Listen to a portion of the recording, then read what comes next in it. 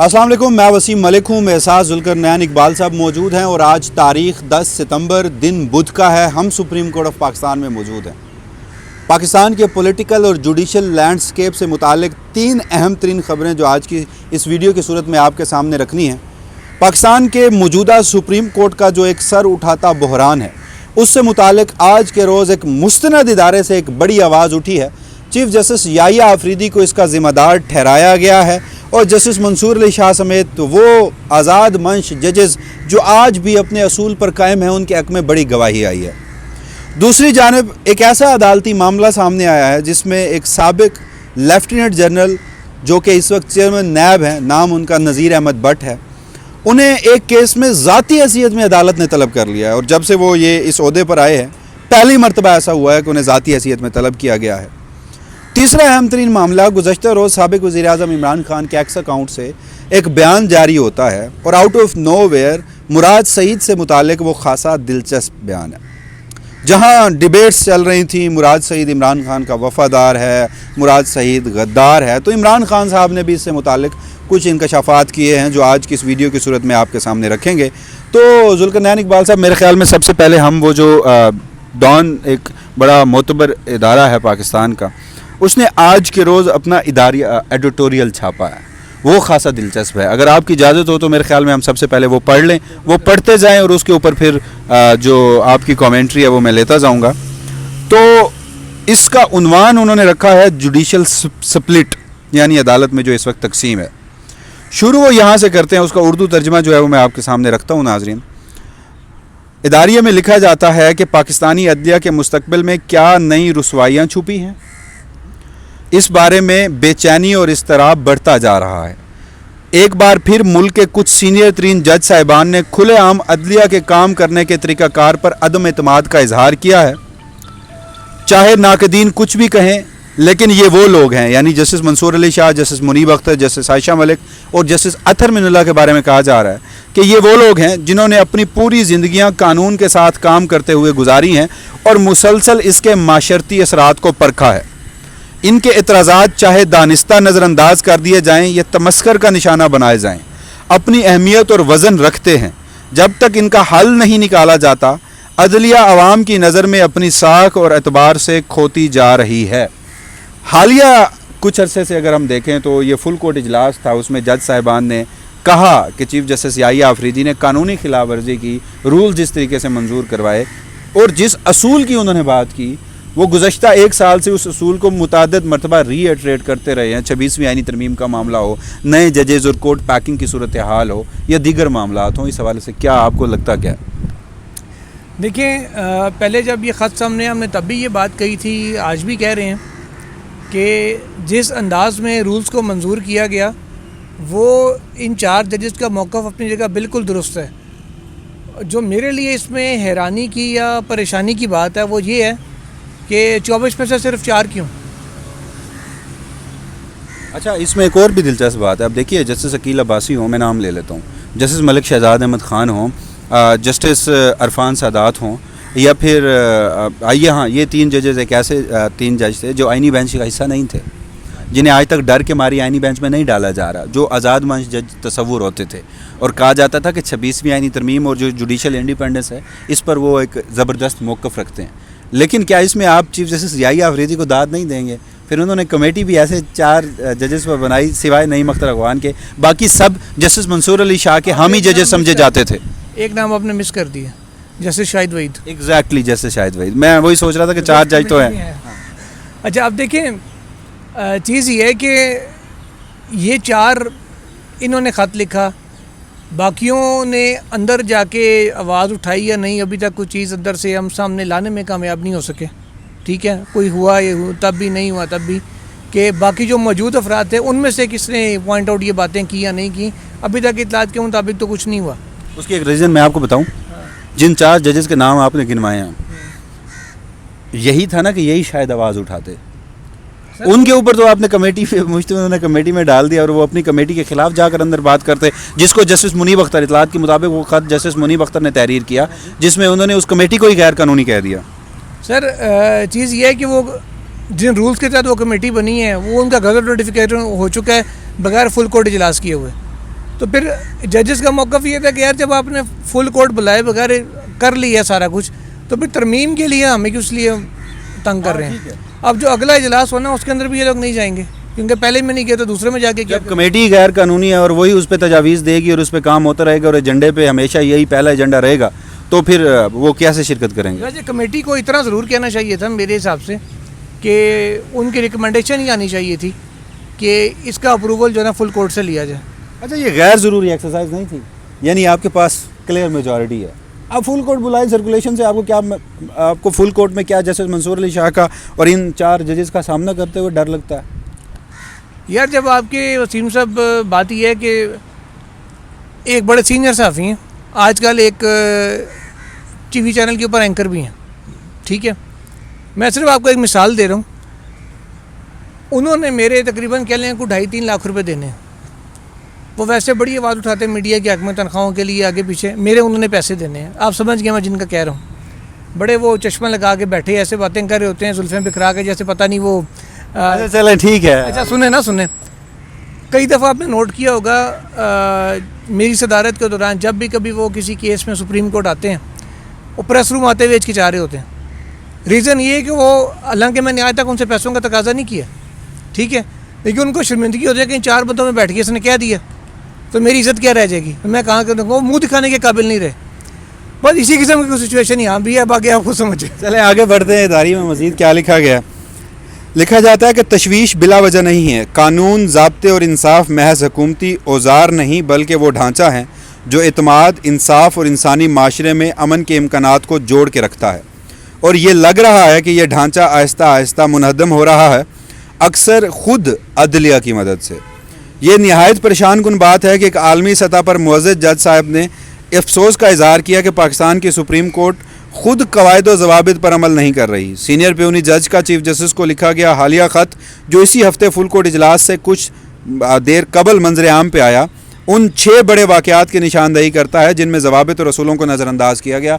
यानी जस्टिस मंसूर अली शाह का वो ख़त जो उन्होंने 6 सवाल का याहिया अफरीदी साहब से पूछे थे, उसमें वही सवाल उठाया गया कि सबसे नुमाया इतराज़ ये था कि प्रैक्टिस एंड प्रोसीजर कमेटी पर क्या किया गया, जैसे मौजूदा चीफ जस्टिस के पेश रू ने बड़े एहतमाम से इस नीयत से मुतारफ़ कराया, यानी काजी फ़ायज़ीसा की बात हो रही है और वो चीफ जस्टिस याहिया अफरीदी को, काजी फ़ायज़ीसा को चीफ जस्टिस याहिया अफरीदी का पेश रू लिख रहे हैं कि अदलिया में मुशावरत और इज्तिमाई फ़ैसला साजी को फ़रोग़ दिया जाएगा, लेकिन जैसे ही ये कमेटी चीफ जस्टिस के दफ्तर के लिए बोझ बनी, इसे तर्क कर दिया गया। सीनियर प्यूनी जज ने वाज़ेह किया कि इनका ख़त ज़ाती शिकायत के बारे में नहीं बल्कि अदलिया की आज़ादी और दयानतदारी के हवाले से उठने वाले खदशात पर मबनी है। इसके बावजूद चीफ जस्टिस की जानिब से इन फैसलों के बारे में कोई वजाहत सामने नहीं आई। फुल कोर्ट इजलास के दिन 4 सीनियर जजों ने, जिनमें सीनियर प्यूनी जज भी शामिल थे, इजलास में शिरकत करने से इनकार कर दिया। इजलास के एजेंडे में सुप्रीम कोर्ट रूल्स 2025 की मंजूरी शामिल थी। ये नए ज़ाब्ते पहले ही सर्कुलेशन के ज़रिए नोटिफाई कर दिए गए थे, जिस पर इन जज साहिबान ने मायूसी का इजहार किया, क्योंकि वो चाहते थे कि इन पर फुल कोर्ट में बहस हो और गौर व फिक्र के बाद मंजूर किए जाएँ। ये कोई गैर माकूल मुतालबा नहीं था, क्योंकि ये असूल व ज़वाबित मुल्क की सबसे बड़ी अदालत के हैं और इनके नफाज में शफाफियत होनी चाहिए। इन जज साहिबान ने अफसोस के साथ कहा कि हम ऐसे इजलास में शिरकत को बेमकसद समझते हैं जिसकी बुनियाद उन कवायद में तरमीम पर है जो हमारी राय में पहले ही गैर तरीक़ाकार और गैर कानूनी लिहाज से मंजूर किए गए हैं। आखिर में सिर्फ एक फ़िक्र है, सुप्रीम कोर्ट बज़ाहिर अंदर से टूट फूट का शिकार है। ये बदकिस्मती की बात है कि मामलात इस नहज तक पहुँच गए हैं, मगर इसके ज़िम्मेदार खुद जज साहिबान हैं। मैं एक चीज़ आपको कह दूँ कि कोई सहाफ़ी नहीं लिख रहा, ये कोई आप यूँ कह लीजिए कि मौजूदा लिखा सहाफ़ी नहीं है, हाँ, कोई मतलब सुप्रीम कोर्ट कवर करने वाला कोई बंदा लाइक डिसलाइक की बेस पे नहीं लिखा। और जब ये इदारिया या एडिटोरियल लिखा जाता है तो वो उस इदारे की सोच की अक्कासी करता है। डॉन इस वक्त एक क्रेडिबल इदारा है, हर दौर में रहा है, मुश्किलात उसने सही हैं, लेकिन वो हर कोशिश करता है कि उसमें हो। तो मेरा सिर्फ एक सवाल है आपसे, आपका जो भी हो,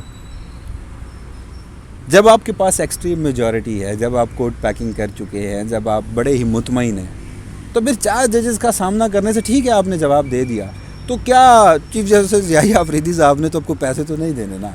वो जब हमसे ये मुतालबा करते हैं, सबसे मुतालबा करते हैं कि मुझे लेजिटिमेट तसव्वुर करो, तो ख़ुद भी तो उस तरह के इक़दाम करें ना। सर पैसे तो जस्ट एक एग्जांपल है ना, हो सकता है उन्होंने किसी का पैसा ना देना हो, किसी का हक देना हो।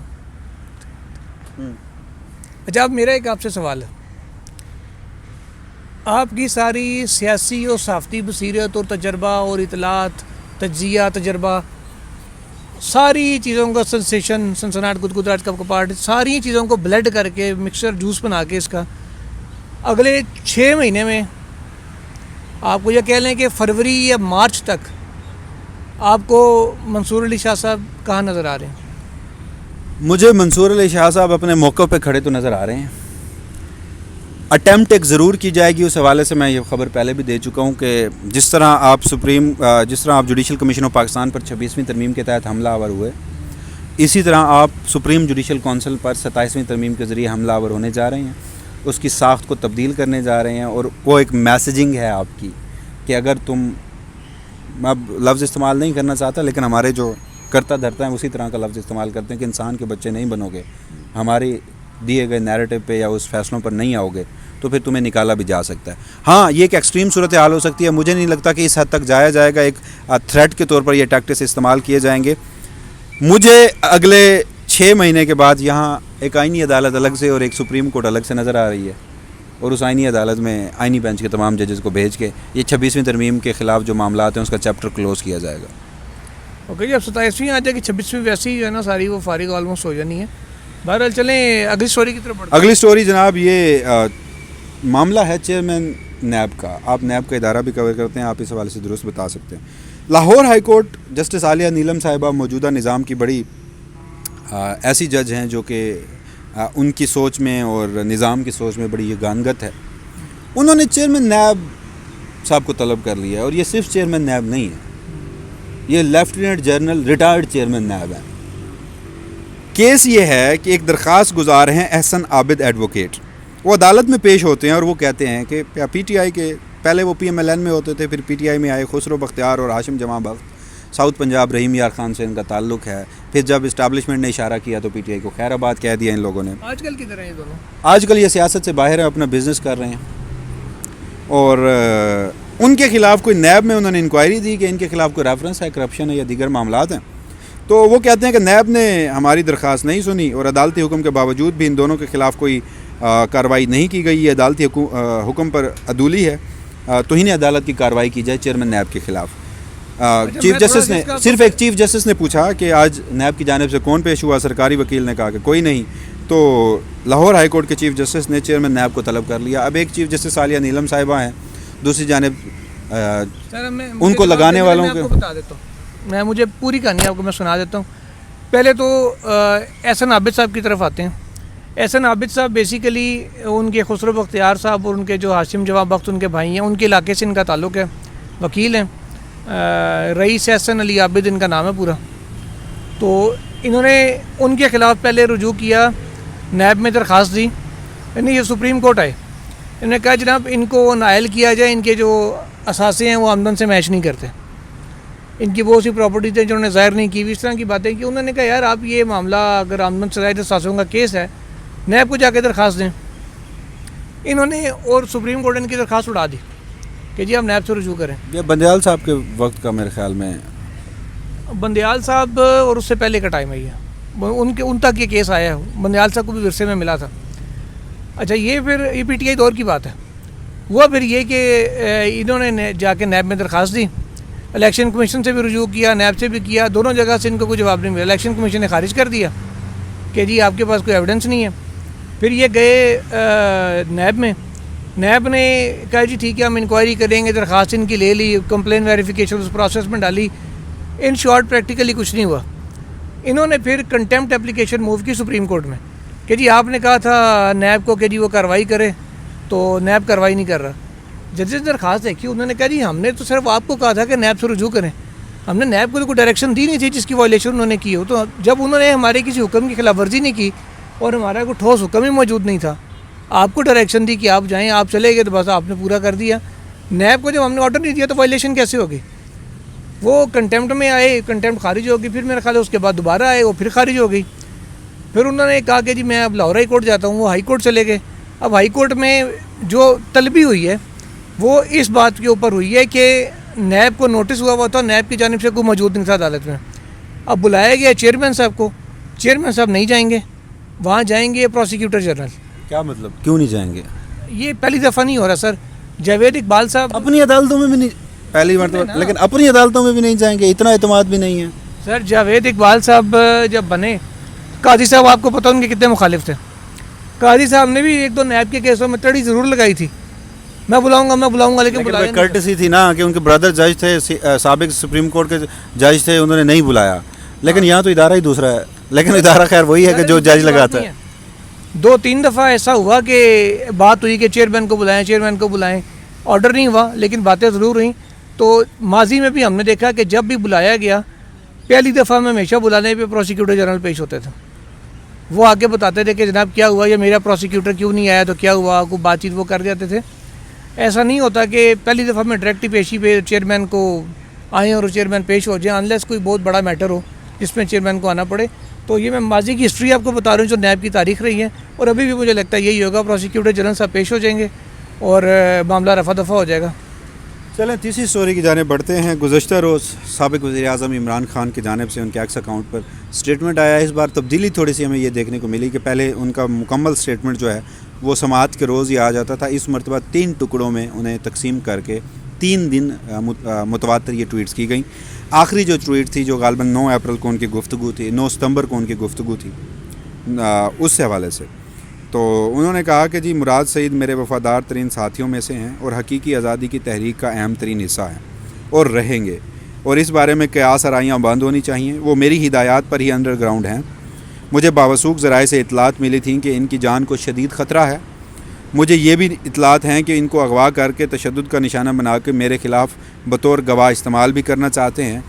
इसने यानी मुराद सईद ने अंडरग्राउंड होने से पहले भी और बाद में भी हर मौके पर मेरी हिदायत के मुताबिक हकीकी आज़ादी की तहरीक में फ़ाल किरदार अदा किया।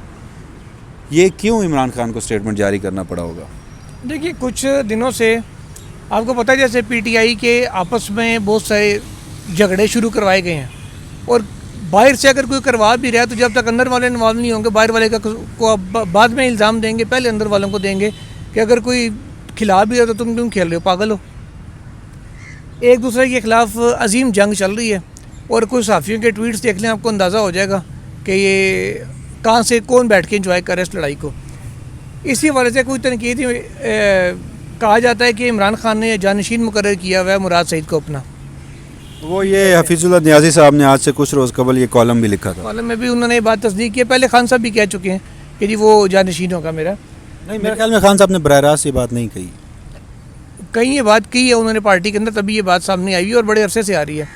उसके ऊपर मुराद सईद के ख़िलाफ़ भी एक मुहिम शुरू हुई है, क्योंकि हर वो बंदा जिसके ऊपर पीटीआई के लोग एतमाद करते हैं उसको गंदा करना मकसद है, चाहे वो अलीमा खान हो, उनके साथ अडियाला के बाहर कुछ हो या वैसे कुछ किया जाए वो है, या फिर मुराद सईद है उनके ऊपर। इससे पहले आप देख लें, जिसके गंडापुर साहब के पीछे लोग निकले ना, उनसे नाराज़ होने से पहले लोगों का, वो जब कॉल देते थे लोग निकल आते थे। फिर गंडापुर साहब को इतना गंदा कर दिया गया कि उनके कहने पे शायद लोग इतना ना निकलें या ना ही निकले, बिल्कुल उन पर अब एतबार लोग उस अंदाज में नहीं करते। बहुत से लोग बाकी भी हैं, जेलों में रहने वाली ख़वातीन को देख लें आप, ख़वातीन के ज़रिए इनको आपस में लड़वाया गया और उस तरीके से किया गया कि अब उनकी आपस में भी लड़ाइयाँ चल रही हैं, एक दूसरे के ख़िलाफ़ लोग कुरान उठाने भी आए हुए हैं। और अब कैंपेन चल रही थी मुराद सईद के ख़िलाफ़ कि ये अगर इमरान खान का जानशीन है तो छुपा हुआ क्यों है, इस वक्त आगे तहरीक क्यों नहीं चला रहा, सामने क्यों नहीं आ रहा, ये क्यों नहीं कर रहा, वो क्यों नहीं कर रहा। मकसद क्या है? नंबर 1 उसको डिस्क्रेडिट कर रहा है मुराद सईद को, मेरी नज़र में, मुझे जो समझ आ रहा है, या फिर इतना प्रोवोक करें कि वो पठान है ना, खून जोश मारे के जी आ जाए सामने, उसके बाद फिर जो उसके साथ होना है वो सबको पता है। ज़ाहिर है मतलब इश्तिहारी हैं। हाँ ठीक है, इमरान खान साहब ने भी उस हवाले से कह दिया का इज़हार किया हुआ है, तो अगर वो इमरान खान साहब का खदशा दुरुस्त साबित हुआ तो फिर वो आपके सामने ये मामला। तो मेरी नज़र में ये एक अटैम्प्ट है अब मुराद सईद को डिस्क्रेडिट करने की, कि उनकी कॉल के ऊपर या वो जो बात करते हैं उस पर लोग एतमाद करते होते हैं। तो उस अटैम्प्ट को गुज़श्ता रोज़ इमरान खान की जानिब से एक तरफ अटैम्प्ट की कोशिश अगर की भी जा रही थी तो उस अटैम्प्ट को डिस्क्रेडिट कर दिया। वैसे मेरा अपना ज़ाती आखिर में मैं कमेंट करूं, मैंने आज तक हत्तुल इम्कान कोशिश की है कि एक सियासी जमात के जो अंदरूनी इख्तलाफात हैं और वजह उसकी हमें भी मालूम है कि किस वजह से हैं और क्यों करवाए जा रहे हैं, तो बहुत सारी इतलात होने के बावजूद भी आज तक मैंने इसके ऊपर गुफ्तगू नहीं की। चाहे सोशल मीडिया पे ये लोग आपस में झगड़ रहे हैं, ये पार्टी के अंदर, मुल्क में इस वक्त नाजरीन इससे बड़े मसाइल हैं। अगर आप सिर्फ मौजूदा हालिया तारीख़ में छोड़ दीजिए 8 फरवरी को क्या हुआ, गवर्नेंस के हवाले से और बिलखसूस पंजाब सरकार जिसने सैलाब को भी एक ज़ाती तशहीर का मौका बनाया हुआ है, जिस तरह से अब ये साउथ पंजाब को आफत ज़दा करार दिया जा रहा है, इंतहाई वहाँ पर गंभीर हालात हैं। तो ऐसे में जब इन चीज़ों को आप डिस्कस करते हैं तो आप एक्चुअल मसाइल से तवज्जो हटा रहे हैं और सहाफ़ी का काम असल हक़ाइक़ पर पर्दा उठाना होता है। तो ये अब तक की सूरत हाल थी। अब देखना ये है कि सूरत हाल जो क्या रुख अख्तियार करती है। मज़ीद वीडियो की सूरत में आपकी खिदमत में हाज़िर होते रहेंगे। आप हमारे यूट्यूब चैनल पर तशरीफ़ लाए, बहुत शुक्रिया आपका।